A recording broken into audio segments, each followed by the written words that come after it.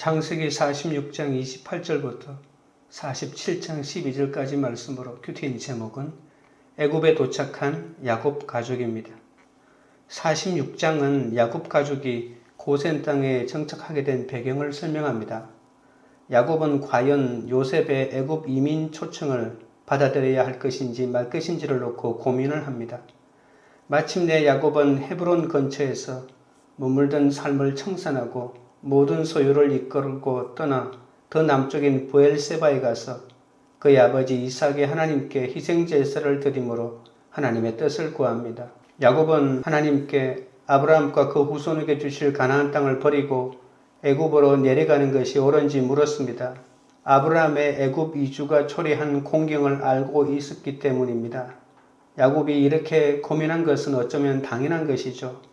브엘세바에 내려가 희생제사를 드리는 그 밤에 하나님이 이상 중에 야곱에게 나타나 애굽 이주를 허락하십니다. 야곱이 애굽으로 내려가기를 두려워하지 말아야 할 이유는 하나님이 거기서 큰 민족을 이루게 하실 것이기 때문입니다. 이처럼 하나님은 밤에 환상을 통하여 야곱 일족의 애굽 이주를 허락하시고 이스라엘의 약속 가운데 큰 민족에 대한 약속을 성취할 것이라고 굳게 말씀하셨습니다. 하나님은 아브라함과 이삭이 기근 때문에 애굽이나 그랄로 이주하는 것을 기뻐하지 않으셨지만 야곱의 애굽 이주는 허락하셨습니다.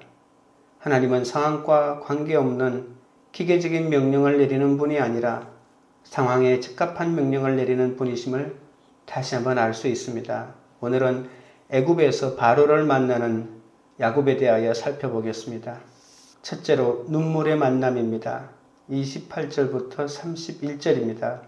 야곱이 유다를 요셉에게 미리 보내어 자기를 고센으로 인도하게 하고 다 고센 땅에 이르니 요셉이 그의 수레를 갖추고 고센으로 올라가서 그의 아버지 이스라엘을 맞으며 그에게 보이고 그의 목을 어긋맞춰 안고 얼마 동안 울매 이스라엘이 요셉에게 이르되 내가 지금까지 살아있고 내가 내 얼굴을 보았으니 지금 죽어도 조카도다.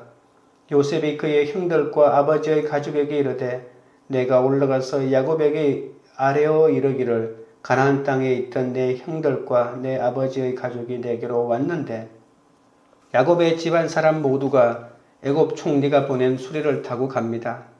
야곱은 편애와 차별이 심해서 라헬만 사랑하고 그 후손만 예뻐했습니다. 형들은 요셉을 죽이려고 했죠. 편애와 강간, 살인, 통간의 사건이 끊이지 않은 그야말로 콩가루 집안이었습니다. 나그네가 되고 부정하고 도망다닌 자들이 믿음의 족보에 찬란히 올라갑니다. 이 땅에서 잘 먹고 잘 살아도 너무 짧은 인생 아닙니까? 애굽의 총리 요셉도 12아들의 한 아들로 올라갈 뿐입니다. 세상 지위와 영화보다 하나님의 자녀, 하나님의 백성이 되는 것은 비교할 수 없는 영광입니다.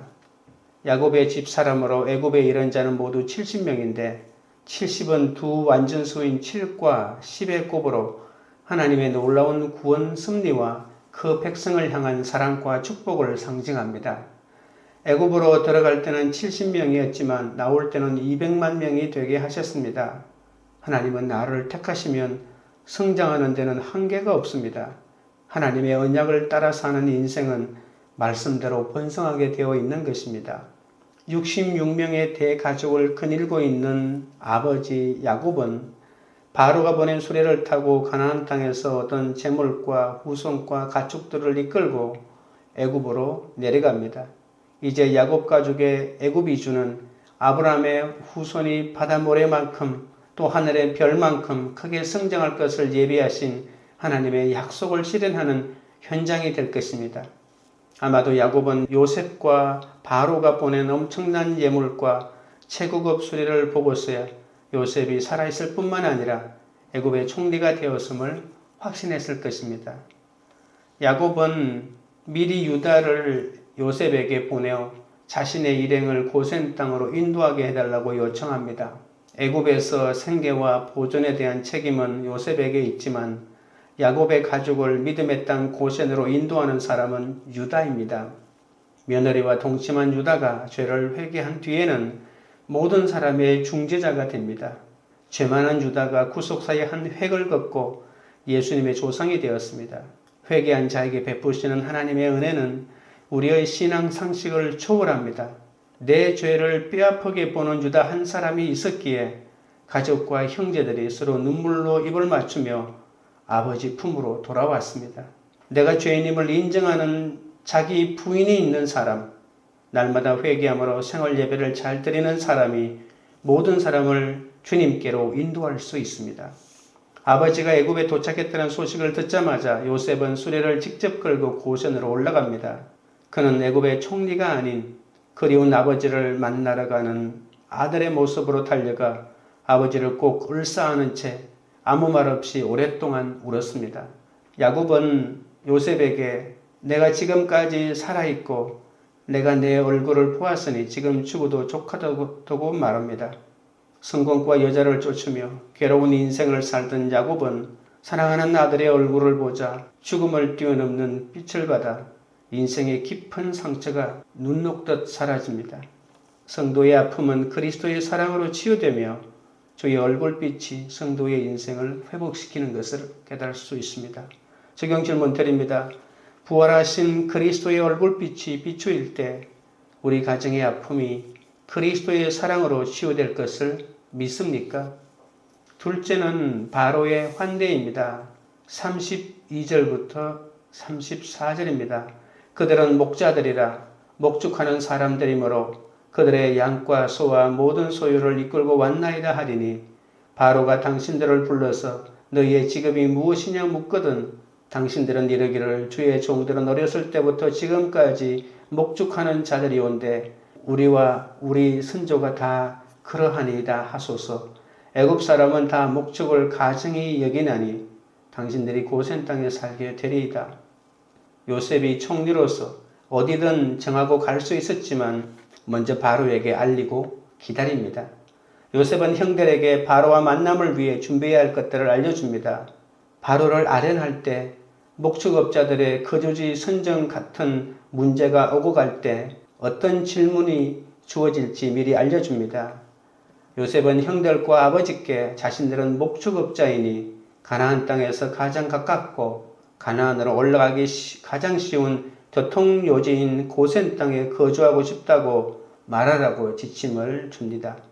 당시 애굽 사람은 목축을 가증히 여겼음에도 요셉은 바로가 그들의 직업을 물으면 목축하는 자들이라고 말할 것을 강조하는 것이죠. 토를 신성시하는 애굽 사람들이 보기에 목축을 업으로 삼는 이스라엘 사람들은 가증히 여기는 대상이 될 수밖에 없습니다. 애굽 사람들이 천히 여길 것을 알면서도 목축이 업이라고 하면서 고센 땅을 택합니다. 애굽의 세속 문화를 피하고 구별된 가치관으로 살기 위해서는 모두 가증히 여기는 고센 땅이 최고의 정착지가 될 것을 믿었습니다. 세상이 가증히 여기는 곳, 남들이 보기에 초라하고 모두가 싫어하는 일을 하는 것이 하나님 아버지 품으로 돌아가는 정착지가 됩니다. 세상 사람들이 가증히 여겨도 그렇게 여김을 받기에 더 간절하게 하나님 아버지 품을 사모하게 됩니다. 건강한 교회, 믿음의 공동체를 정착지로 삼고 아버지 품에서 안식을 누려야 합니다. 47장 1절부터 4절입니다. 요셉이 바로에게 가서 구하여 이르되 내 아버지와 내 형들과 그들의 양과 소와 모든 소유가 가나안 땅에서 와서 고센 땅에 있나이다 하고 그의 형들 중 5명을 택하여 바로에게 보이니 바로가 요셉의 형들에게 묻되 너희 생업이 무엇이냐? 그들이 바로에게 대답하되 종들은 목자이온데 우리와 선조가 다 그러하니이다 하고 그들이 또 바로에게 고하되 가나안 땅에 기근이 심하여 종들의 양떼를 칠 곳이 없기로 종들이 이곳에 거류하고자 왔사오니 원하건대 종들로 고센 땅에 살게 하소서. 고센 땅의 거처를 정하고 바로의 허락을 얻기 위해 야곱과 아들 대표 5명이 바로를 만납니다. 요셉이 바로에게 먼저 아버지와 형들이 가나안 땅에서 가축을 데리고 고센 땅에 와 있음을 보고합니다. 바로가 그들의 생업을 묻자 그들은 애굽에서 가증히 여겨도 우리는 선조로부터 목축이 생업이라고 겸손하게 말합니다. 그리고 가나안의 기근 때문에 애굽에 내려왔다고 말하면서 요셉의 충고들에 양떼를 칠 거저주인 고센에 살게 해달라고 청원합니다. 요셉은 형들과 아버지가 바로를 만나는 자리에서 바로가 혹 어디에 살고 싶으냐고 물으면 목초지인 고센 땅이라고 대답할 것을 미리 알려주었기 때문에 거저주의 선정은 쉽게 이루어졌습니다. 세상 사람들이 가증히 여기는 곳에서 가증히 여기는 일을 하는 것이 본향을 사모하는 비결입니다.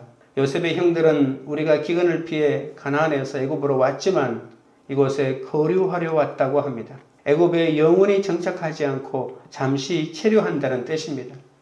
예수님을 믿는 사람은 엉덩이가 가벼워야 합니다. 애굽이 좋고 화려한 세상이 부러워도 거기에 붙어서 기생하려고 하면 안 됩니다. 직업이 목축업이어서 가난하고 장애가 있어서 무시받는 게 아닙니다. 이 땅에 잠시 거류하면서 본향을 사모하는 삶을 보여줘야 하는데 세상과 똑같은 가치관으로 살아가기 때문에 무시를 받는 것이죠. 어떤 좋은 환경도 약속의 땅과 비교가 안 된다는 것을 보여줄 사명이 우리에게 있습니다. 그 사명을 위해 가증한 고센 땅에 거하는 것이 제사장 나라가 되어 다른 사람을 축복하는 기초가 된다는 것이죠. 5절부터 6절입니다. 바로가 요셉에게 말하여 이르되 내 아버지와 형들이 내게 왔은즉 애굽 땅이 내 앞에 있으니 땅의 좋은 곳에 내 아버지와 내 형들이 거주하게 하되 그들이 고센 땅에 거주하고 그들 중에 능력 있는 자가 있거든 그들로 내 가축을 관리하게 하라. 요셉의 형들이 종들은 목자로서 이곳에 거류하고자 왔습니다라고 하자 바로는 그들을 극진히 환대하며 정착지인 고센 땅을 줍니다. 그뿐만 아니라 요셉의 형들에게 자신의 짐승들을 주관하고 양육하는 일자리까지 제의합니다. 왕실 가축의 관리 권한을 준 것이죠. 이렇게 해서 요셉의 아비와 형들은 목축을 가증스럽게 여기는 애굽인들과 동떨어진 곳인 람셋이라고도 하는 고센에서 왕의 짐승을 치고 음식을 다루는 왕의 관리가 되었습니다.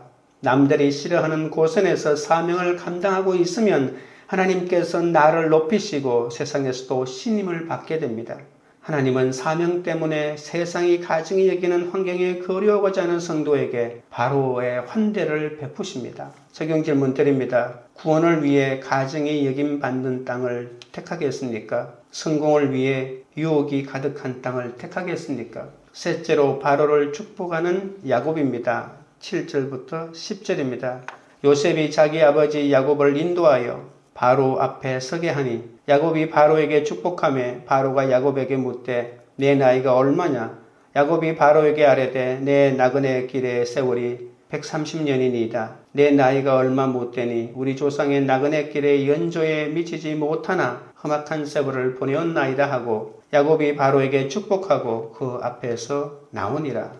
이제 바로와 형들의 만남이 끝나자 요셉은 야곱과 바로의 1대1로 독대하는 자리를 만들어줍니다.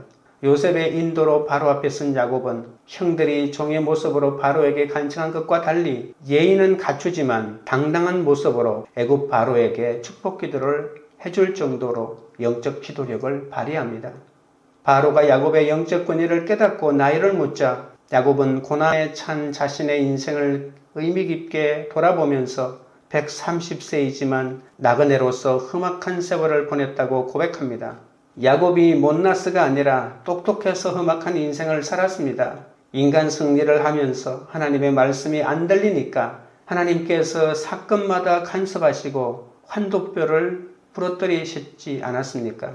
야곱은 자신의 힘과 꾀를 믿고 살다가 험악한 세월을 보내면서 거룩해졌고 이후에 자기 주제를 알고 욕심을 내려놓으며 나그네로 살았던 겁니다. 아프고 수치스러워도 야곱에게는 하나님의 축복이 임하는 사건이었죠. 험악한 삶을 간증하며 강대국 애굽의 바로를 축복하는 야곱의 영적 풍모를 생각해 보십시오. 나의 험악한 세월을 고백하고 수치와 어둠 속에 임한 하나님의 축복을 간증하는 것이 다른 사람을 축복하는 방법입니다. 11절 12절입니다. 요셉이 바로의 명령대로 그의 아버지와 그의 형들에게 거주할 곳을 주되 애굽의 좋은 땅 람셋을 그들에게 주어 소유로 삼게 하고 또 그의 아버지와 그의 형들과 그의 아버지의 온 집에 그 식구를 따라 먹을 것을 주어 봉양하였더라. 모든 아련이 끝나자 요셉은 바로의 명령대로 애굽의 좋은 땅 고센을 아버지와 형들에게 주고 경제적으로 부양합니다. 야곱 일족이 고센 땅에 정착하는 동안에 온 누리의 기근은 더욱 극심해집니다. 애굽 땅도 기근으로 황폐해집니다. 총리 요셉은 곡식을 팔아 애굽 땅과 가나안 땅에 있는 돈을 거두어 왕실 재정으로 확보하는 데 주력합니다. 애굽 백성은 먼저 그들의 가축과 양식을 바꾸고 나중에는 그들의 몸과 토지와 양식을 바꿉니다. 이 세상을 끌고 가는 것은 바로가 아니라 야곱이었습니다.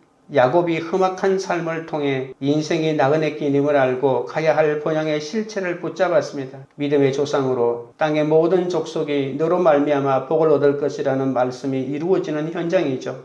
세상에서 가정이 여겨도 하나님은 교회를 세우게 하시고 힘들고 어려운 사람들을 축복하는 축복권을 갖게 하셨습니다. 우리는 남들이 싫어하는 고센 땅의 환경에서도 천국을 누리며 나의 험악한 인생으로 다른 사람을 축복하는 사람이 되어야 합니다. 하나님만 의지함으로 담대해진 야곱은 이제 바로를 축복하는 존귀한 자가 되고 하나님은 험악한 나그네 인생을 통해 나를 바로에게 축복하는 존귀한 자로 빚어가십니다. 적용 질문 드립니다. 나는 어떤 험악한 세월을 보냈습니까? 그 세월을 통해 하나님은 어떻게 나를 바로에게 축복하는 자로 만들어가고 계십니까? 기도드리겠습니다. 하나님 아버지, 성공과 여자를 쫓으며 괴로운 인생을 살던 야곱은 사랑하는 아들의 얼굴을 보자 죽음을 뛰어넘는 빛을 받아 인생의 깊은 상처가 눈 녹듯 사라졌습니다. 성도의 아픔은 그리스도의 사랑으로 치유되고 주의 얼굴빛이 성도의 인생을 회복시키는 것도 몰라서 저는 문제가 있을 때마다 내 힘으로 해결하려고 온갖 애를 쓴 것이 너무나도 많사오니 주여 불쌍히 여겨 주시옵소서. 야곱 가족을 놀라운 사랑으로 만져주신 것처럼 제 가정도 그리스도의 사랑으로 고쳐주시옵소서. 남들이 싫어하는 고선에서 사명을 감당하고 있으면 하나님께서 높이시고 세상에서도 신임을 받게 하신다고 하셨습니다. 세상이 가증히 여기는 환경에서 구원을 위해 사명을 감당할 때 바로의 환도를 받게 하여 주시옵소서. 하나님만 의지함으로 담대해진 야곱은 바로를 축복하는 존귀한 자가 되었습니다. 남들이 싫어하는 고센 땅의 환경에서도 천국을 누리게 하여 주옵소서. 나의 험악한 나그네 인생의 세월을 통해 날로 거룩해짐으로 다른 사람마저도 축복하는 존귀한 인생이 되어 하나님의 영광을 드러내게 하여 주시옵소서. 광교리들 교회가 부활하신 그리스도의 얼굴빛이 비추일 때 각자의 가정의 아픔이 그리스도의 사랑으로 치유될 것을 믿는 공동체가 되게 하옵소서. 세상 성공을 위해 유혹이 가득한 땅을 택하지 않고 구원을 위해 가증히 여김받는 땅을 택하는 그런 공동체가 되게 하옵소서.